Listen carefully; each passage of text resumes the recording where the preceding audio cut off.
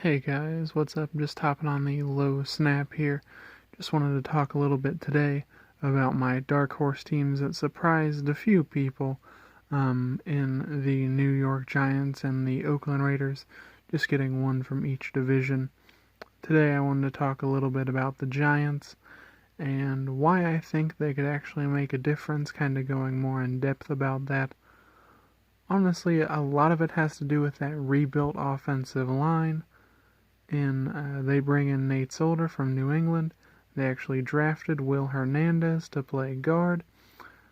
And they are moving Eric Flowers, the old left tackle, over to right tackle. I don't know how that move is going to work out, but I do feel like getting Eli Manning a solid, at least half of his offensive line will be very good. And John Jerry at right guard is no slouch either. He was a former Miami Dolphin. He's nothing spectacular, but he's definitely average, and that's better than what they've had. So this will be a good season for Eli Manning. He won't have to fear for his life. He actually is getting help in the backfield with Jonathan Stewart coming over from Carolina, and then they drafted Saquon Barkley with the second overall pick in the draft. That is huge. I expect Barkley to be a real receiving threat of the backfield, using his speed to get open, and they'll use Jonathan Stewart between the tackles. Could be one of the best 1-2 punches in the NFL.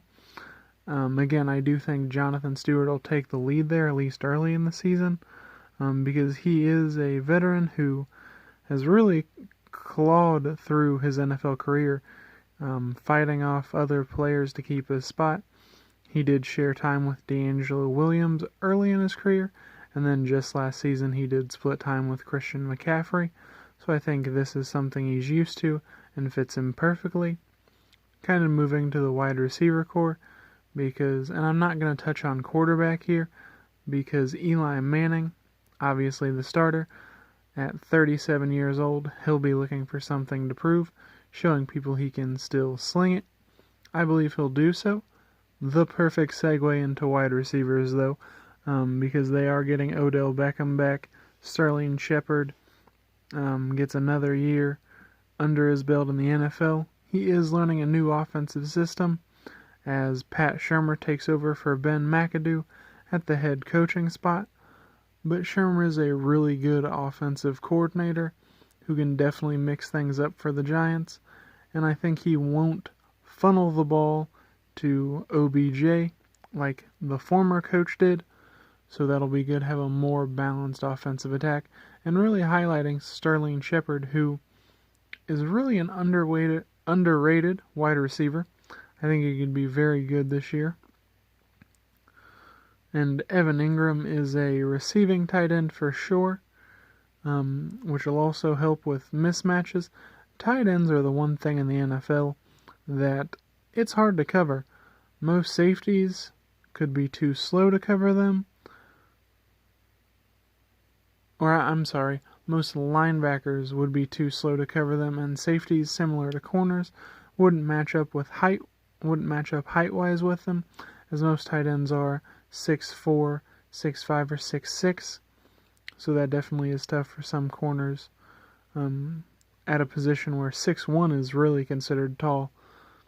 So that could also be another mismatch and another tool that Pat Shurmur has to play with. Kind of moving to the defensive side of the ball, though, they are switching to a 4-3, or from a 4-3 to a 3-4 defense.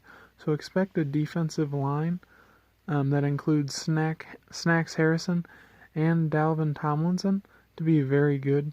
One thing that'll kind of be interesting is to see how Olivier Vernon becomes an outside linebacker here. I think he would project that more just with his size and his athleticism. He'll project as an outside linebacker in this defense. And they also traded for Alec Ogletree, so that is also very interesting as well, giving the Giants really the most talented middle linebacker they've had in quite a few years. And that secondary is very talented as well. Having corners Eli Apple and Janoris Jenkins is just amazing. That's one of the better cornerback tandems in the league. And having an all-pro level safety with Landon Collins is perfect as well. I think the Giants could surprise some people. Ben McAdoo was more of a coordinator than a head coach. Really seemed over well at times. So I think actually getting someone with some head coaching experience. Shermer coached for the Browns and he didn't do all that well. Well, some Browns fans might think 5-11 is doing pretty well. But I think given a second chance, he'll learn from his mistakes and he will definitely lead the Giants back to the playoffs. So this is why I have them as my dark horse teams. Well, one of my dark horse teams. I'll get into why I think Eli Manning will bounce back in my next video. Thanks for watching, guys. Let's give this video a like and definitely click that subscribe button so we can grow this channel. Thanks for watching.